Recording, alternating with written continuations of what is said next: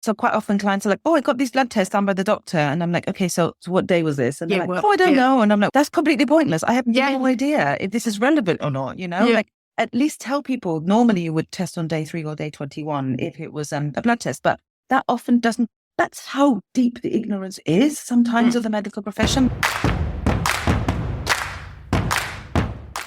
Hello there and welcome to Wild and Finally Fucking Free, where midlife isn't a time of crisis but a time of metamorphosis. Just like the journey through puberty and pregnancy to postpartum, our midlife transition is also a powerful portal of rebirth. The wise woman inside of us is calling, inviting us to slow down, to take stock, to speak our truth, to burn away all that no longer serves us, ready to step forward into our next phase of life. I'm your host, Kylie Patchett, storyteller and midlife self-care coach, and together we'll unearth the real and raw stories of women who are right in the messy, magical middle, or have come out the other side, and the healers who help all of us through these crossroads of change. I hope that as you listen to these tales of breaking the ties that bind, shedding skins, and courageously chasing midlife dreams, that you too will answer the wise woman's invitation and set yourself wild and finally fucking free. Let's dive in. Hello, everybody. Welcome to the podcast. I have the beautiful Giulietta Durante from Hormones in Harmony with us. How are you? Very well, thank you. Looking forward to our chat. Always happy and always excited to talk hormones, perimenopause, and all of the things. I tell you what, I don't even know. I meant to say to you before we started recording, I don't know how I came across you, but I found you on Instagram probably about, I reckon, at least 6 months, probably closer to 12 months ago. And I just love the straight talk that you have about hormones. I love the fact that you talk about women understanding their hormones and being empowered and ways that they can support themselves, all of those things. So I had to have you on the podcast because A, we need to talk hormones, and we also really need to talk about perimenopause hormones. Can you introduce yourself for anyone who doesn't already know of you? Yeah, of course. So I'm Giulietta. I run a company called Hormones in Harmony, and I'm a menstrual cycle and hormone nutritionist, that's really my real core focus. How can we use nutrition, lifestyle, all of the things to really start supporting our hormones in a way that is realistic as well? I'm really big on this, not feeling the same every day, because if you were to ever look at a menstrual cycle, you would see we're not meant to feel the same every day. No. I'm also really big on using functional testing, which is a slightly different type of testing that you would normally get at your doctor's, to dig deep, to understand what's happening with your hormones, and to really empower everyone I work with who comes across me to understand a little bit more. Do we even know how it feels in our bodies when our estrogen drops? Do we know what that feels like? No, we don't, right? Like, we don't even know what these hormones do. They do so many things half the time. Yes. And I just want people to befriend their hormones, to get to know them. I'm not saying we're going to be like massively in love with them every single day of our lives. That's not realistic. But I think when you understand them a bit better, you can just navigate life a bit better, and you stop feeling that you are the problem. You're not the problem. Oh my goodness. It's a thing. So, oh my goodness. I'm going to write down Befriend Your Hormones, because I feel like that's going to be your title already. I love what you were saying, because I'm a biologist by trade, so a cell biologist, so not tiny biology, but I am astounded that it took me to get absolutely bitch slapped by perimenopause symptoms when I turned 47 to even think about, what does estrogen do in my body?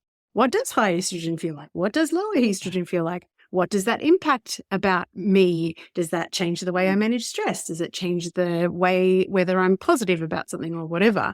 Like, it astounds me that it takes something, and maybe if I'd not had such significant symptoms, I wouldn't have even learnt about it. But I'm glad we're talking more about hormones. I think that there is a lot of information that might just be through one particular lens. So I'm really keen to hear, when someone comes to you and they do feel like they are kind of broken or need fixing, or there's something wrong with them, where do we even start? What's your key messages? So where we start is, in a way, almost like gathering data and starting to maybe track a little bit, starting to understand what the struggles are and where they happen in their cycle. If they're perimenopause, maybe that tracking is not so easy. So we kind of put that aside, but it's okay. How did you feel here? What was the issue? Quite often, if we are talking about perimenopause, it's this kind of weird lengthening or shortening of cycles. Maybe it's your periods getting heavier. Maybe it's those moods just like flipping and you just feel so out of control. And really depending on what the person comes with, we will focus on these things. So for example, I'm not here to tell you, oh yes, we'll be able to get your regular cycles back, because if you're perimenopausal, I hate to say it, but that's probably not going to happen again. The ship has sailed, people. that ship has sailed. Goodbye. But what we can do is, how can we manage that? And it's not just the kind of like the nutrition work. That's huge. That's the foundation. But then it's almost like the coaching and the mentoring and the, let's start really learning what this means. The frustration that comes with all of this. A lot of the time I don't feel like I'm me anymore in my body. And that's quite a difficult thing to work through. But that's the real crux of it. If you can start becoming familiar with this new version of you that is emerging, then it makes life a lot easier, rather than waking up every day and going, oh, I got my period today, it's going to come in a week's time. I mean, I'm there at the moment, like I'm going to be 47 in April. My cycles are driving me mad. Yep. They drive me mad. And it's just, I have to release all my expectations. And that's what I'm really working on, and just deal with it in a very different way. But, when people first come to me, we start with the basics, which is nutrition. Are you eating enough to feed your hormones? Are you eating enough protein? Are you eating enough fat? Are you eating enough carbs? And everybody has a slightly different sweet spot for everything. Of course, there are recommendations, but as we move again into perimenopause, our need for carbs lowers. We need more protein and we need more fats, because we've become what's called more insulin resistant. We don't deal with those carbs in the same way. I'm sure anyone within perimenopause listening to this knows, you're like, wow. And this is not, and it's not about restricting or cutting out foods, but it's understanding what your body needs again, and really sort of working on that. And that really is the foundation. And then it's okay. Now we put the foundations in place. What's the next thing? What's the next thing that you need? That's maybe when we might do some testing. We might go a bit deeper. We'll then put in maybe some supplements. We'll see what else is needed. Sometimes, honestly, I barely do any nutrition work with a client. It's all mind, set, thought work, all of these things, because I could get a client who comes to me and who's just, oh, I've got these terrible cravings. I can't stop eating this, blah, blah, blah, blah, blah. And actually, none of that has anything really to do with the nutrition. There's so much more. Maybe this person comes from being a lifelong perfectionist and just cannot. Yeah, I know. Yeah, same here.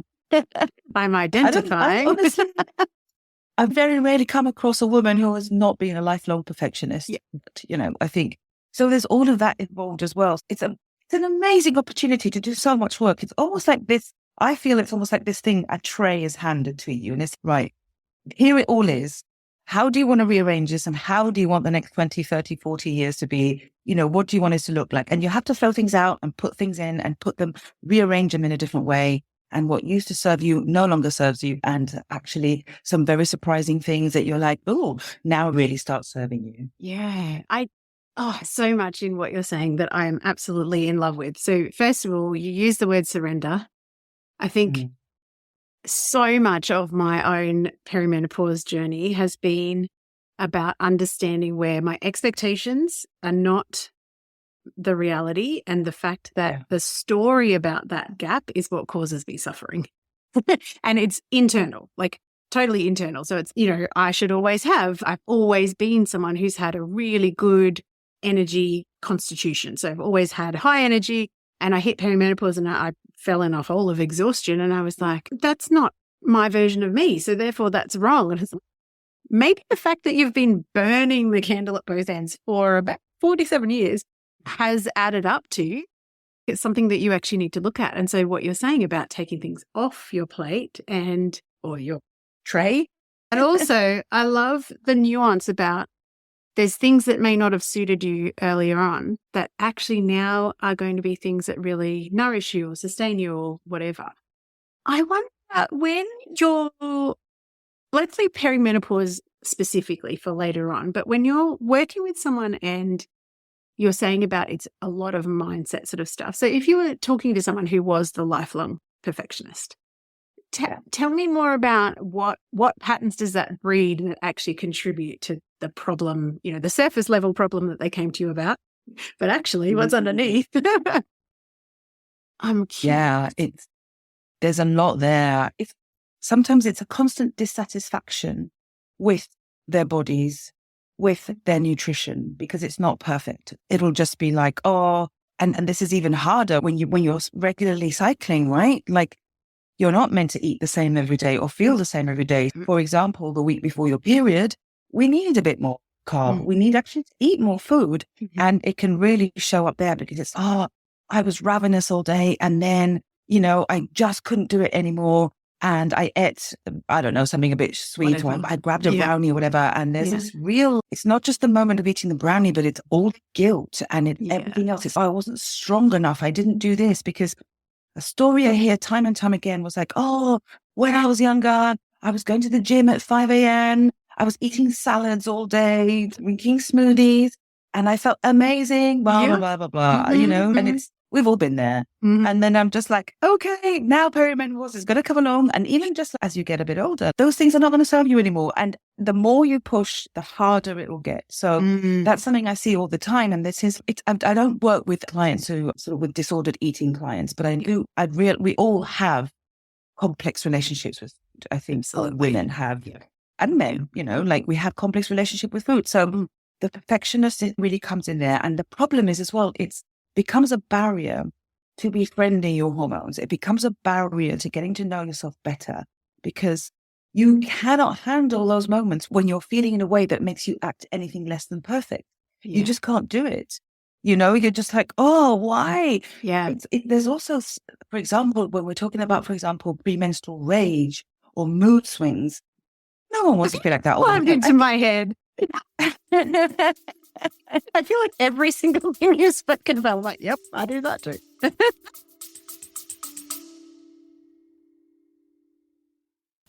Hey, gorgeous. We interrupt this gold for a delicious invitation. If your whole body has been whispering more lately, more voice, more truth, more satisfaction, more clients of the soulmate variety, more cash, more you, then this invitation is for you. Potent, my sister mind is officially open. This is my high touch, holy fuck, I'm ready sister mind for rebels in good girl clothing who are done outsourcing their power and diluting their magic to fit into someone else's business formula. If you have been craving a space where your strategy, your voice, and your energy all get to be offered, honored, refined, and amplified, this is it.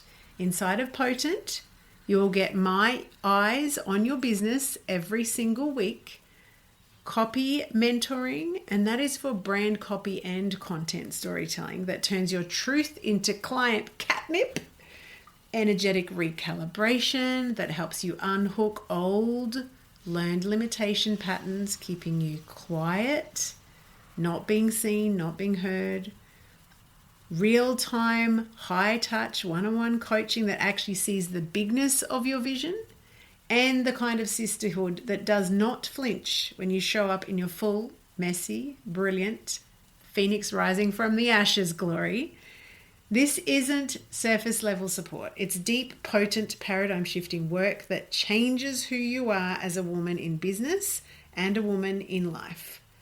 We start in August. Early open access is open right now.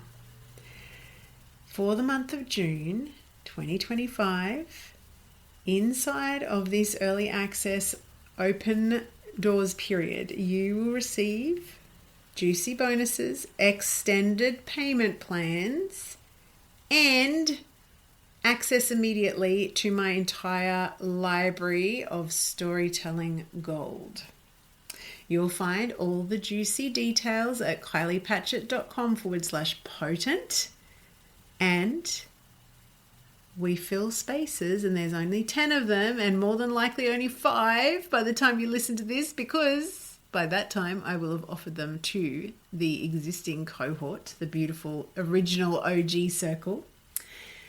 we do actually take applications on a first come, first served basis. So come and apply, and let's get back to the magic of the episode.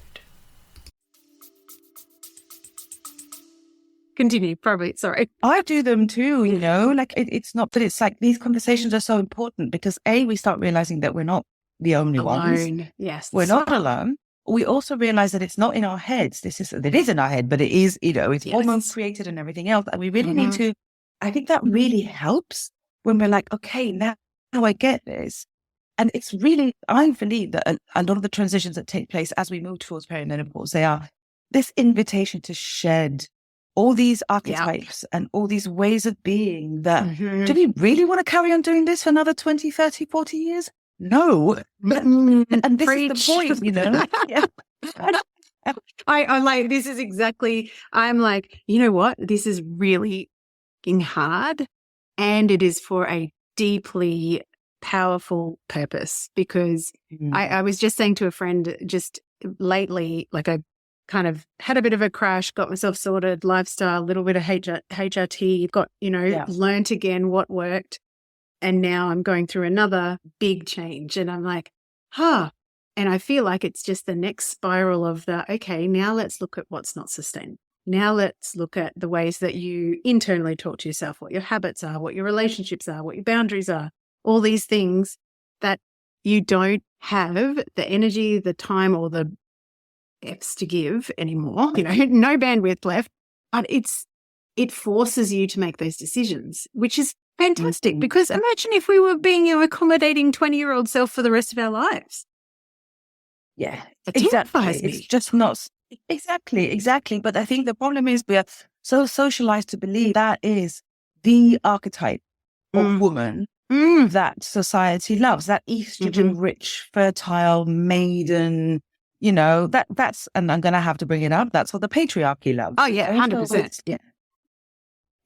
Sometimes I feel I spend my whole life just talking about the patriarchy. I know. So now I sort of always kind of say, I'm going to talk about it again. You know, and it's that, and it really calls into question, because for me, one of the big groundbreaking moments was when I realized that my thoughts are patriarchal. I'm carrying the patriarchy inside of me, because I was like, this and really like, you know, very into like vocal, but about everything I was experiencing externally. But what I didn't realize was that the biggest sort of like essence of patriarchy was inside of me. And that is like a huge moment, because you go, wow, the reason why I don't like to look at myself in the mirror anymore is because my body is not the body of a 20-year-old woman. And that's the body that the patriarchy loves, you know, and it is a moment, a very powerful moment. And when you start noticing that, I mean, I know it's still there, because we're talking about, you know, 47 years of internalized patriarchy. It's not going to disappear in 2 weeks, but it's understanding that there. And you're like, okay, cool. Now I see it. Yeah. Like now, you know, like it influences the way I dress. It influences the way I move in the world now, because I'm like, I don't need this patriarchal approval, not even from myself. You know, and reimagining that, is it quite exciting? Is it, what do I want to be? What does that mean? You know, I've noticed as I get older, which I love, is like women compliment me more on my appearance, which is, you know, and if I see someone with a, you know, wearing a beautiful dress or whatever, I'm like, oh my God, I love your dress. You look amazing. Yeah. And that is like so much more powerful and so less toxic than this attention you got maybe from men when you were 20 or 30 or whatever, you know. And for many years, I really struggled with this, like, I feel invisible, you know, and now I'm like, I'm redefining what visibility means to me, you know, and it's really shifts things as well. So, yeah, I don't even know what the question was to that. But no, I'm loving your riff. I love so much, again, of what you said. So visibility is an interesting one, isn't it? Because I think the older I get, the more I realize how my internal conditioning is creating, like I said before, like the suffering. But I look back at being, I don't know, I've been married a very long time, like 24 years almost. So I don't really kind of think about being attractive to other people, but I definitely have that kind of, I don't know, especially in the corporate world, I always used to have a thing in my head of, am I getting that opportunity or that promotion or that whatever because I'm actually the best person to put forward?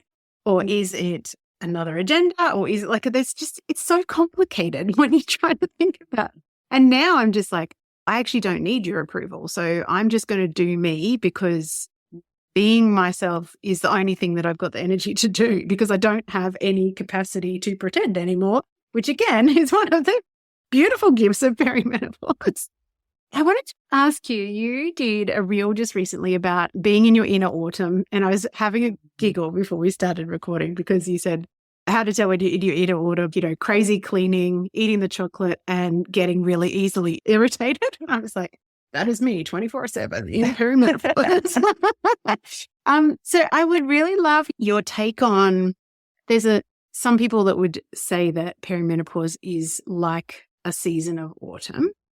So when you look at perimenopause and the hormonal shifts, what do you reckon is if you had to think of a purpose for this rite of passage that we're going through, how would you wrap it up? Because you're talking about shedding skins and conditioning and all those things. What else do you reckon is I mean, I think the analogy of autumn is quite a good one, right? Because autumn is quite like volatile. I mean, it depends where you are in the world, but generally, autumn, you can have a beautiful bright day and the next time it's thundering and it goes. So I think that that kind of volatility, but that's not necessarily a bad thing, but the unpredictability really reflects what's happening hormonally. I don't know if you've ever seen a chart of the hormones of perimenopause, but they are not, don't even need to look at one. I'm telling everyone who's listening, literally imagine like a peak up and down. It's absolute madness, and I think so I think autumn really matches everything. It's almost like we've got this like all these autumn leaves and wind and everything like blowing inside of us, right? There is an element of shedding.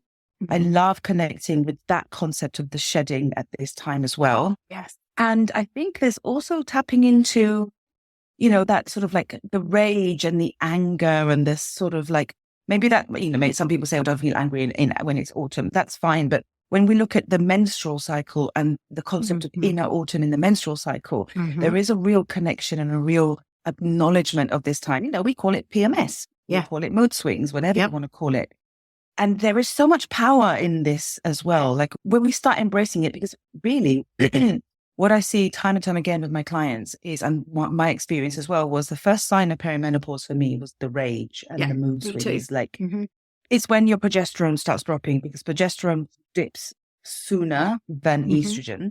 Yep. And progesterone is, I like to think of progesterone as a little calming blanket for your brain. And all of a sudden that progesterone just it's not quite doing that anymore. So you're like, you've got nothing. My jumper's got holes in it. You're like, what? And it's those mood swings. That's normally the first thing we experience. That's when I hear anybody say to me, oh, my mood swings have got worse, I immediately think you're probably starting your perimenopausal journey. But there is so much power in those mood swings. And in that rage, there's a concept of sacred rage and anger. And if we talk again about all these perfectionist women who have been coursing along, saying yes to everyone, pleasing the patriarchy, blah, blah, blah. All of a sudden, the veil lifts and she goes, what the absolute F am I doing with my precious time and energy? Yes. That's exactly and I really feel that's a real power of perimenopause. Like leaning into the rage, understanding what it means. I work with clients, sometimes they're like, oh, I feel terrible. I shouted at my husband and my kids. And I'm like, did they piss you off? She'll be like, yes. I did 3 loads of washing. Then they all came back from a muddy field. They threw everything on the ground. And I'm like, all right, so maybe we need to think about this a little bit more. I think your rage was justified. But you can see that conditioning is, oh, but I didn't. And it's such an invitation to then turn around and go, from now onwards, everybody does laundry in this house and we do it together. And this is the rota and this is this. There's all these opportunities for learning. It's almost like your own internal life coach, I feel, if we let it speak loudly. That's actually a very good analogy. As you're talking, where I live, autumn is, when I think of autumn, there's 2 things. First of all, I'm super sensitive to wind. So autumn here is really windy. So my family actually call me the wind bitch, because if I'm in the wind for too long, I just cannot handle it. It really bothers me. Mind you, now I'm looking back, that's probably during just the perimenopause years that I've been up to now. But anyway, it's the wind like sweeping away all the dead stuff, inviting to shed, all of those things. And then the second thing that I always think about in autumn is we have these beautiful, we actually had one the other day, and it's not autumn weather yet, but it was the first sky that looked like an autumn sky, which is this really deep blue sky. And it's really, everything looks clear. It's brought into focus. And it's like when you're saying, it's like, what are the things that I've actually allowed myself say it's okay when really it isn't? And then all of a sudden my accommodation hormones start to drop and I'm like, oh, that's not okay. I think it's really discombobulating for everyone around you, though, I have to say, because she's gone from the accommodating people pleaser to the, what the F do you think you're doing? No, I will not be doing your laundry for the rest of your life. And it requires a lot of conversations, like difficult ones as well. Ones that we avoid, or whatever, because it's hard. I mean, I'm very lucky. My husband has been dragged into understanding hormones, whether he likes it or not, so he's been and he's been trained well, because even in the old day when I was doing, really working with a regular cycle, he knew there'd be days when I'd be like, look, you just need to leave me alone today because anything you say is going to be wrong. So just leave. And then I will tell you if there's something we need to think about and talk about later. If something's coming up that's bothering me. At the moment, I don't even know what's bothering me, but you are bothering me just standing there. Just so go get away. out of my space. Yes. Get out and then we'll talk. So he's got quite good at understanding that now, so now I can communicate that with. But then, I work in this field all day long. I've got other women who don't, or who have never even been able to they haven't really acknowledged what's going on within themselves, let alone express it to other people. It is a real challenge, So again, when you asked me earlier, what do I do with clients? This is a big part of the work. It's okay. I went into this rage and you're like, okay, but are you happy with the fact that you are the one that does all the dishes and all the laundry? Are you happy? And maybe see what happens next cycle. And if it bothers you again, and then again and again, maybe that's something that has to be shifted. And there is so much wisdom in there. And it's not easy. I'm not saying it is. It's no, we're not saying it's easy. No, I'm fine. No, but it's there to look at. Do you know one of the most powerful things that happened to me when I kind of hit the wall, like when my symptoms were really significantly impacting me? I've spoken about this on the podcast before. I listened to a Glennon Doyle podcast. I can't remember who the guest was, but the question the guest left everyone with was, where am I abandoning myself? And something about that question, the word abandon, hit me right between the eyeballs. It was much more powerful than saying, where are you doing things that you'd rather not, or, all of those much nicer ways of saying that. Yeah. When I actually ask myself, where are you abandoning yourself? I'm like, every single time I do something for someone else and I have that resentment that comes up in me that I just squash because a nice mother or a good woman or a whatever, fill in the bullshit wouldn't respond like that. And I just realized that I pretty much could look at my entire life at that stage and go, I am literally abandoning myself everywhere. In my relationships, in my friendships, I was working corporate, which I absolutely hated. Like so many different ways. And that's why I came to such a catastrophic bitch slap, I always say, like just blindsided, because I wasn't listening beforehand, because I had the filter of, this is just what life is like, and this is whatever the sort of story was. And I look back. So I just turned 49. So this is 2 full years. Holy moly. Yes. Transformative in, I feel like I've been through the eye of the needle, or, into the fire, and I don't think I'm out the other side, but I'm, I can sense that there's light at the end of the, the other side. I really think that for me, at least, not understanding what was possibly going to happen, but also when you use the term befriending your hormones, I don't think I went on the pill pretty early for no real good reason. I don't even know. I never had any issues with my periods. I just was on the pill. It's what you did. It's what you did. It was almost a rite of passage. Yes. Like I was the same. I hit 17 or something, and I was like, I'm going to go on the pill. I'm not in a long-term relationship. I'm not really having any sex, but that's what you do. So it's cool, though. I'm cool because look at me, I'm taking this pill, I look back now and I'm like, wow, that was madness. Why was I doing that? What damage or what impact do you think that being in that generation that most of us were, I reckon probably 80% of my friends were on the pill by 17, 18.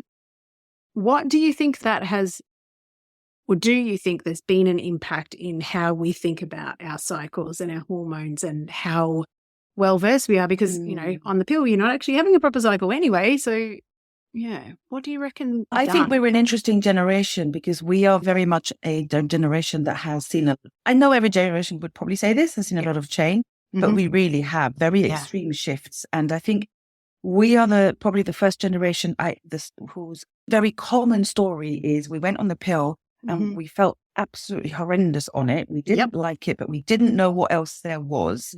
And so we stayed on it. And then as we got older, we started realizing, I don't really like this anymore. And thankfully, by that point, you had a bit more access to more information. The wonderful internet came along. Yes. Which it has many problems with it, but it's also, I think, for hormones and periods and cycles, a lifesaver. Yeah. We wouldn't be having this conversation today without the internet. Of course not. People started saying, hang on, I didn't get on with that pill. I didn't do this and that. And then you start hearing these stories more and more. Again, it goes back to what I was saying earlier. You realize you're not the only one. You're not alone. You're like, and because the majority of my clients, if you were to take a timeline of their hormonal journey, it's nearly always the same. Like ours was the same, right? We started by going on the pill. And then we were like, no, this isn't feeling right. And so I feel, are one of the first generations that we're like, oh, what else is there? What are my other options? And then we all came a little bit late into understanding about our hormones, but we did. Whereas maybe earlier generations, the fear of getting pregnant was so great. That was the only thing that really ruled you, right? Because we have to also acknowledge the role of the pill in helping women take control of their bodies. And for that, I think it's one of the most incredible things that happens. Yes. But equally, my issue with the pill is that there is no research and there is no interest in improving it. We're still taking pills that were developed, in the 50s and 60s. And they sometimes tweak the progestins in there. They sometimes tweak the hormones, but come on, you probably see the social media, the memes all the time. Like if men had periods, the pill would be there. I know. Bloody patriarchy. Yeah, exactly. So this is the thing. And I think this is the story. So we spent probably our first 2 decades of our hormonal lives suppressing our cycles to the pill because we didn't know what else to do. We didn't even really know there was another option. No. Then for those of us who maybe wanted to have children, you come off and you just hope for the best. There's the ones who get pregnant easily and the ones who struggle. And again, there wasn't much support and nobody ever talked about potentially how the pill could have impacted that, right? For some women, your cycle never ever looks the same after the pill. It breaks that communication between the brain and the ovaries. And then I feel a lot of us of our generation, it was kind of like late 30s when we discovered this thing called the menstrual cycle. Yeah, and crazy. We were like, oh, so you're telling me that I don't really need to feel a scent every day? You're telling me that these things, like all of these things, all of a sudden you're like, oh, this makes sense.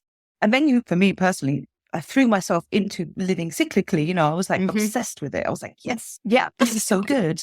And I feel that's kind of the story for our generation. And I really feel there are being big shifts because, we are educating our children, goodness, yes. Make it a point of always talking about it and letting, my friends know, everyone knows, look, we need to be talking about this. We can't make periods taboo.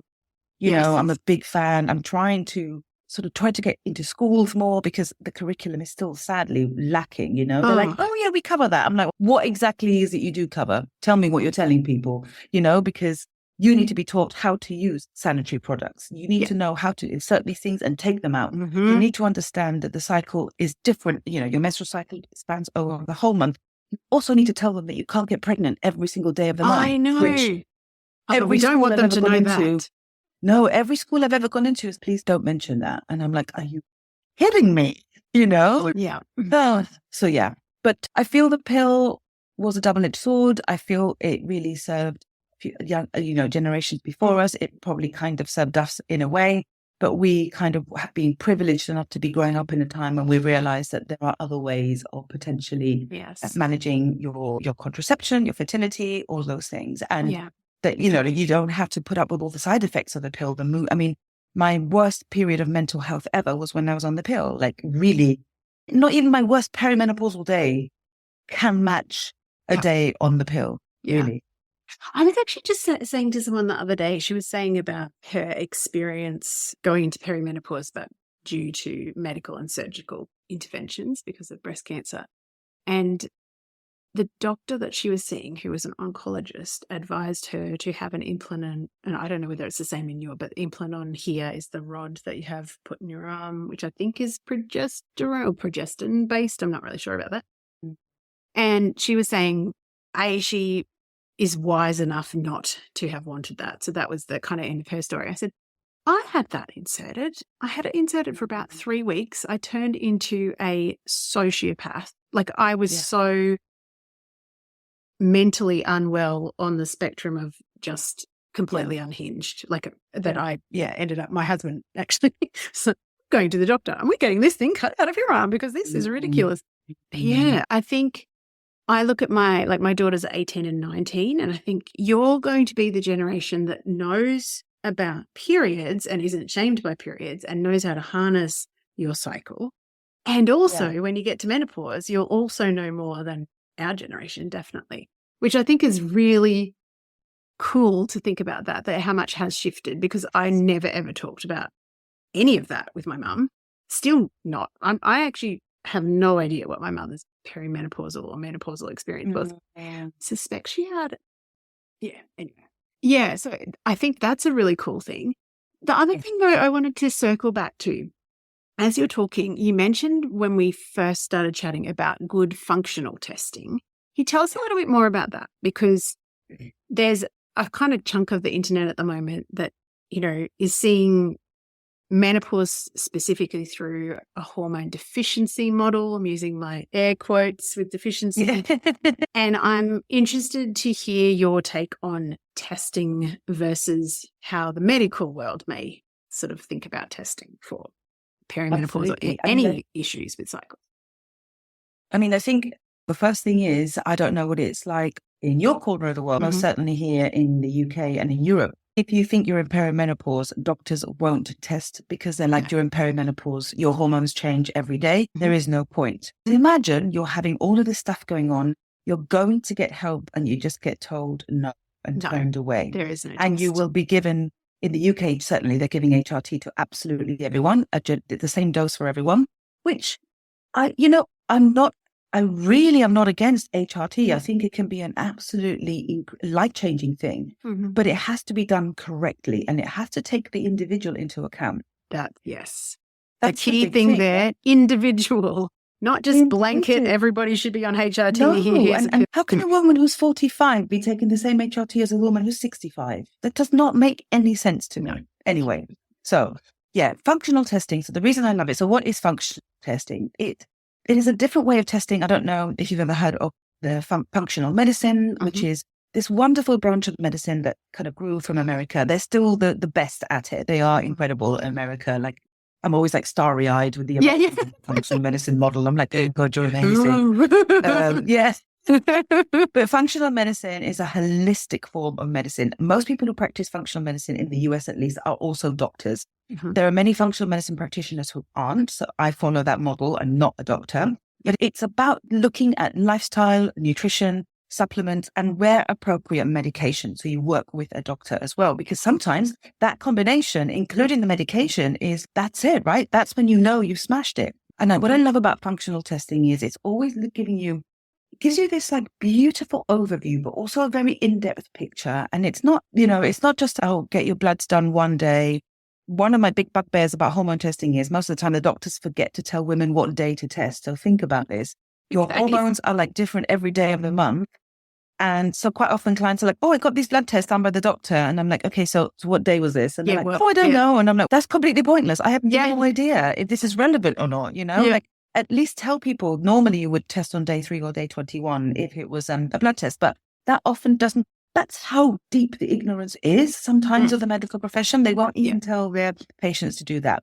So what I love about functional testing is it's just a deeper snapshot. It looks at the way, it's in the word, how the body is functioning. It tells you how it's using things. It's showing you what the kind of like conversations are between different hormones. It's like an intricate picture. It's not just this, goodbye, see you later, you're out of this range, like One of my favorite all-time functional tests is called the Dutch test, which is a dried urine hormone test. And it's just beautiful because it just, it gives you this really deep picture. It tests not just your sort of reproductive hormones, but also your adrenal hormones, because we haven't even really spoken about them, but your adrenals are the two little glands that they produce adrenaline and cortisol and noradrenaline and things like that. But they take over hormone production fully in menopause at the end. So they need to be working properly, because if they're not, this is where that, like you say, that lack of capacity comes from, that you just can't do it.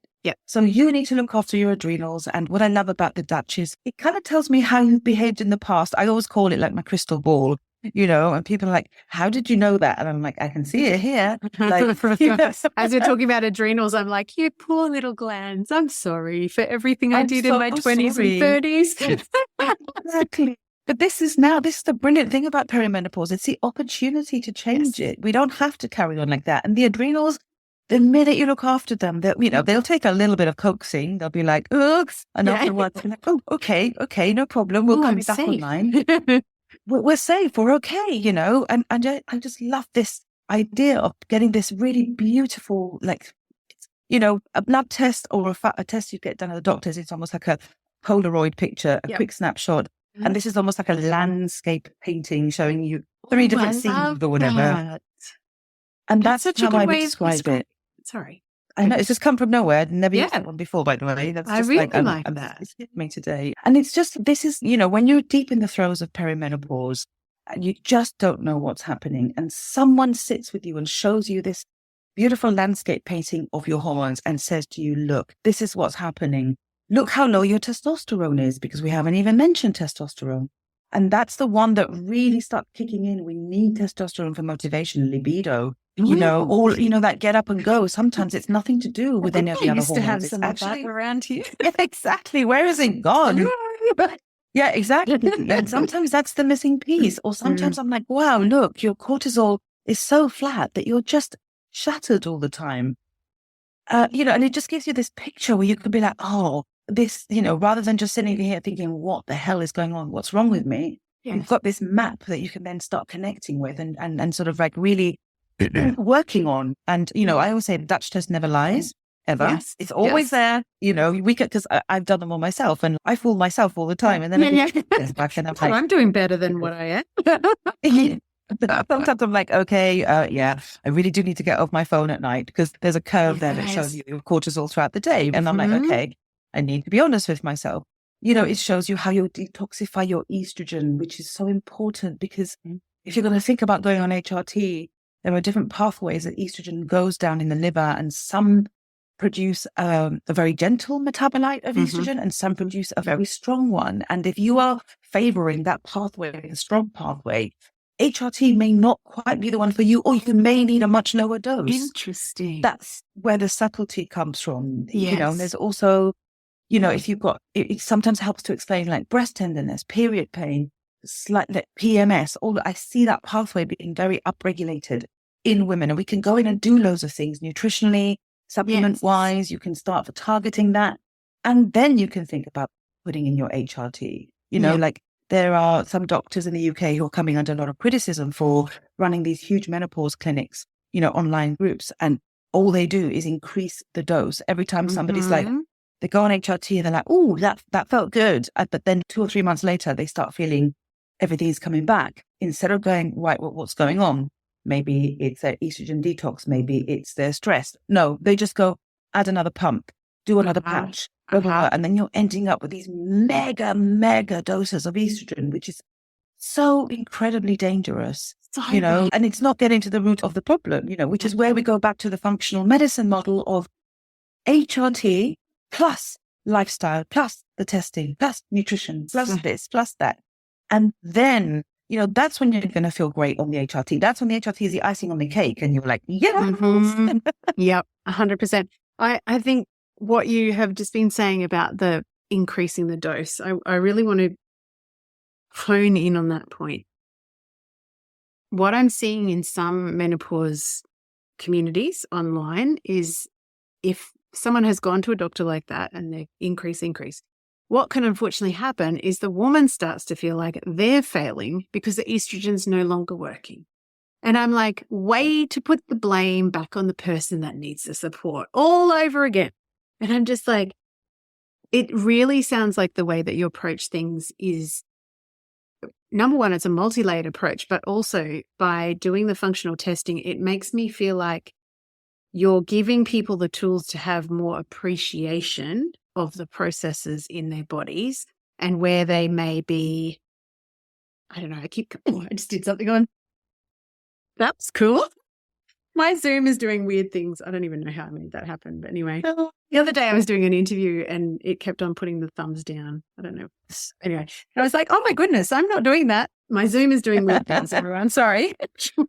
Totally just distracted myself. When we're thinking, I always come back to like traditional Chinese medicine lens, which is one of the things that I studied many moons ago. And it feels like you're giving people more of an understanding of when things are kind of deficient and depleted versus excess and upregulated, and being able to kind of make sense of it more than just one size fits all hormone replacement therapy, off you go type of thing.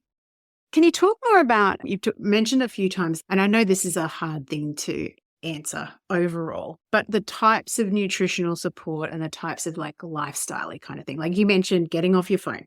I'm an ex-sleep scientist. I'm like, get off your phone, people. You shouldn't be on your phone after about 6 o'clock at night. Yeah. Says she who is always on her phone after 6 o'clock. So totally, putting my hand up. So what sort of things can you, like the approach with the nutrition and lifestyle, what sort of things can that include? So I think with nutrition, I sort of touched on it a little bit earlier, is really rethinking your intake of protein, fats, and carbs. Protein, a lot of our hormones are made from protein and fats, one or the other or both. So we need to be feeding our bodies more than ever. There is a really big need for these two food groups. And I think, again, our generation, our relationship with food could have been previously calorie counting, restriction, over-exercising. Exactly, all of that. Even the low-fat thing, still to this day, I will have clients who are still having low-fat yogurts and things because they did a program many years ago that was low-fat and they can't, it's so ingrained. It's a bit like the internalized patriarchy, but the internalized low-fat thing or whatever. Bullshit diet culture. Yeah, exactly. So that's the first thing. It's just, are you eating enough to feed? It's feeding your hormones, right? Are you giving your body enough fuel? Yeah. And then it's, let's increase the vegetables. Like vegetables is like, everyone agrees. Everyone. Yes, vegetables are good for you. Yep. So we're not going to be arguing with anyone else. So no, we're not. We're not. So I love doing things like, can you have vegetables at breakfast? Can you have vegetables at every meal? I'm not saying, again, people might be thinking, what about fruit? And fruit is absolutely fine. But when you're starting to get into perimenopause, maybe thinking about maybe 2 to 3 max a day portions of fruit and shift more to the vegetables, just because that's sugar. Our bodies become they're not very good at handling that sugar. They just kind of causes all sorts of insulin issues and actually mood and energy and everything crashes. So that's the first thing. And the other thing I love doing with the nutrition is, can you get yourself to a point where you can have a beautiful breakfast, not snack until lunchtime, have a wonderful lunch and not snack until dinner? Yeah. There's so much talk about intermittent fasting and blah, blah, blah, blah, blah. We see it's February. Everybody's almost coming to the end of their diet kind of January thing. Thank goodness. But I just had so many messages from women saying, I'm intermittently fasting. What do you recommend? And it's just, I'm not completely opposed to intermittent fasting. I think there's a time and place, but you cannot throw yourself into it just like that. Much better and a much more sustainable approach, and actually more effective, is just getting your nutrition to the point where you're eating these meals that can sustain you from one meal to the next. Yes. Because try doing that. That is actually a bit of a challenge, especially in perimenopause. I mean, I, a few years ago, really noticed these shifts, and I was like this mad sugar monster. Like I could not get from one meal to the next. I would walk past a shop and I'd be like, oh, get me again. I don't think I can get, I don't think I'll walk the next 10 minutes to get home without having a chocolate. I think something bad will happen, and so I think with the nutrition, it's like getting those, can you get to those, it's called metabolic flexibility, which means you can break down proteins and fats and carbs efficiently. You're not just always getting all your energy from carbs. I'm not talking about going into ketosis. No. I'm not talking about anything extreme. Nothing extreme. But literally, can you have a beautiful breakfast? And that's where it becomes fun, because it's like, what kind of breakfast do I need to get from breakfast to lunch? Because your breakfast might be very different to mine. I mean, my whole family laugh at me because I usually have quite a meaty breakfast with a load of vegetables. I mean, it does not look like a breakfast that you'd ever see on a film or on television. Yep. So that sustains me, and I feel fine from breakfast up to lunch. So that works for me.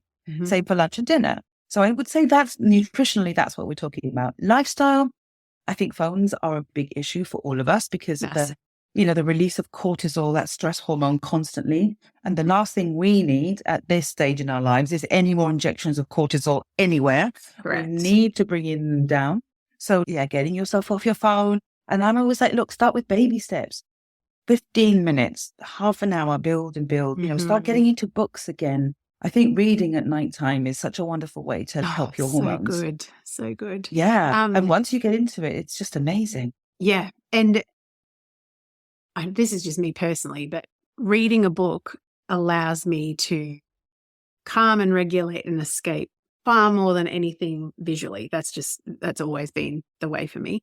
As you're talking, the other thing I want to kind of layer on top of that is if you are neurosparkly like me, being on your phone is a worst dopamine. So you're getting cheap dopamine from your phone, which is, you're already struggling with dopamine because your estrogen's dropping and your dopamine is affected by that.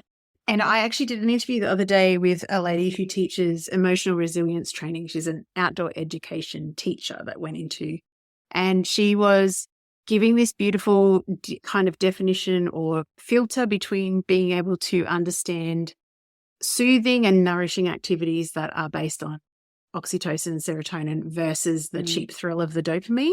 And it really something, again, it's often the way that someone just says something that I've kind of known, but I haven't really gotten it. And I'm like, oh yeah, I notice. And I'm saying to her, if I just make sure that I'm on Instagram, not on my phone, I'm fine. So it's something to do with this. And she's like, do you know that the up and down movement of your eyes is actually a dopamine stimulator? Oh my goodness. I didn't know that either. Yeah. So it's like phones and the dysregulation that create, quite apart from the fact that social media, if you allow it to be, can be, something that interferes with your sense of self very easily. So that is not good for any of us. Sorry, I interrupted you, but I just wanted to add that dopamine. It's like cheap dopamine, the fast hit. Yeah. And you know how we were talking earlier, like how many people know what high estrogen feels like or low estrogen? I wonder how many of us know the difference between serotonin and dopamine, like how that feels, because serotonin is contentment. Yes. Serotonin is reading that book. Yeah. Kind of like that. Serotonin is when you're on holiday and you're sat by a poolside and you're reading books, right? That's serotonin, chilled. But then dopamine has a slightly more manic kind of up and down. Quick and dirty.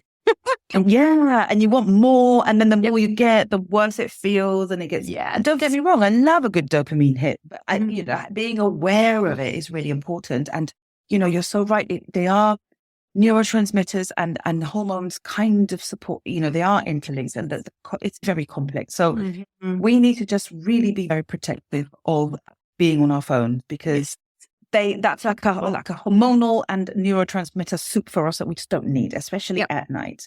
And other lifestyle things, I think, is really important to think about how we're moving in our bodies and exercise. A lot of us come from, probably at some point we did punishing exercise regimes. We were over exercising, all of the things, I talk constantly about my 5 a.m. gym bunny clients. And the first thing I say to them, you have to, because what I hear most of the time is like, oh, it's not working, so I'm going to get up at 4:30 and I'm going to do an extra half hour on the treadmill. And I'm like, please don't do that. That is literally just, it's going to set off every single warning bell in your body. These lie in. So we're talking about how do we need to move as we get older? And, what we need is we need a lot of weight bearing exercise. We need to move those muscles, weight training. And if you don't want to go to the gym and do heavy weights, that's okay. Buy yourself some dumbbells, do press ups. I think we've got to the point as well sometimes when it's like, oh, but I don't want to, gyms are not exactly the most friendly of environments. They can be full of all sorts of horrible, sweaty. So we don't want to do that. Get your stuff, do it at home. Never underestimate the power of yoga, of Pilates. All of these ways of exercising also build muscle. But we really need to, because one of the biggest issues is our muscles start I hate using this word, wasting this word, just not, and it's a really big deal.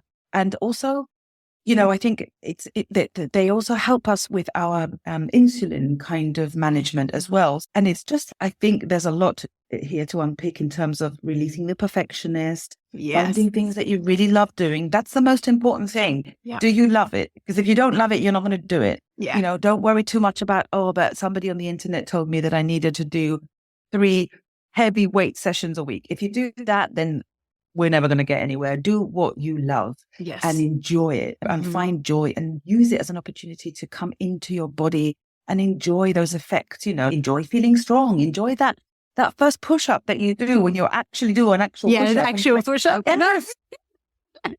I went to Pilates this morning. But you might still be on your knees and you're like, yes, but I'm doing it, Yeah. But movement is a really important one at this point. Beautiful. But really finding something you love is important. So I think those lifestyle ones, getting out, like just getting out every day, 10, 15 minutes in the mornings, looking outside, connecting with the sky, sunrise if you're lucky enough to see one.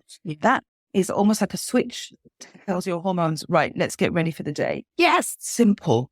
It's not complicated. My sleep scientist heart loves you.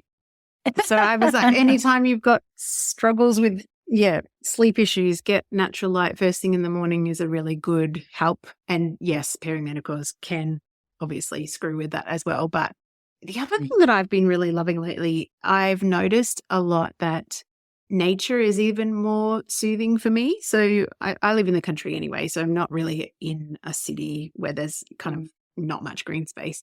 But I've got this tree outside my window and there's always little birdies out there cheeping. And so I've just started to get into the habit of every 90 minutes or so going out and, checking the veggie patch or feeding the chooks or going, kicking the ball for the dogs or whatever.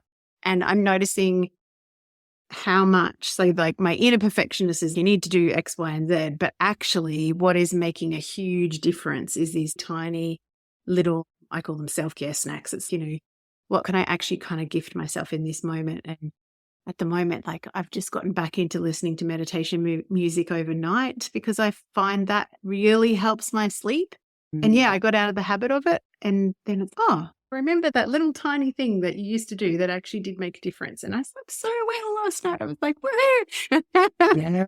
Yeah. So but I think it's, we need to remember, sorry to interrupt you, so much of the stuff that we see it's all based on studies on male subjects, male this, male that. And that's where all of this comes from. And we're always trying to push and be like men. We don't even realize we're doing it. But for us, those moments, they are powerful. They're really powerful. Yeah. 5 minutes of breathing. Literally, just get yourself any YouTube video or an app or something and breathe 5 minutes. You don't have to do more than that because sometimes it's just too much to do anymore, or just sitting. And I agree with you, like nature, getting out, we're just made to feel that these things aren't, if we're not pushing, we're not being productive. Does that kind of make sense?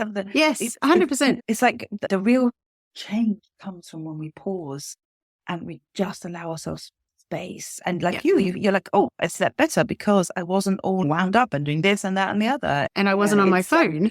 I made a concerted effort not to be on my phone and to not watch anything interesting or read anything interesting. Like I'm noticing that I'm very easily stimulated too. So it's, I don't watch too much TV anyway, but I had been watching a series that's an Australian author wrote this really cool book that I loved. And it's now a series, but the series centers around a really traumatic childhood with lots of drug taking of the parents and stuff. And I watched one the other night and I dreamt about it all night. And I was just like, you just can't do that anymore. You are really sensitive or more susceptible. I don't know what it is, but it impacts you much more. So if you're going to watch it, don't watch it before bed and, make sure there's some downtime in between. It's so true. I've been like that too. Even a book, if there's too much, I read one, it was brilliant, but it was very traumatic. Yes. And I kept on, it was about a child that had been put up for adoption, but a really terrible childhood like that. And all night long, it was like, and I was like, oh no, I need to read like sort of mildly trashy, but quite nice. That's what I've been doing. Country romances is my current favorite genre. Country romances with a little bit of, my friend Lauren says, a little bit of smut, but not too much. I just like, that sounds exactly my speed. I can't handle too much these days. But yeah, it just finding things that, yeah. As we're talking and you're talking about all of the different things that you can lay into this approach, I know you started off saying befriending your hormones, but it's almost like it's befriending your hormones is the entry point, but befriending yourself is really what you're actually helping people understand how to do. Yeah, they are, this is kind of like a bit of a philosophical ending potential, but, potentially, but I always quite ask, what is me and what is my hormones? Because, like it's a very weird, because hormones influence the way we feel so Yes. much. Yeah. That sometimes it's just, where is that line between this chemical and who I really am? And so I don't really know sometimes, in all honesty. That's why you're absolutely right. It's not just befriending your hormones, it's befriending yourself.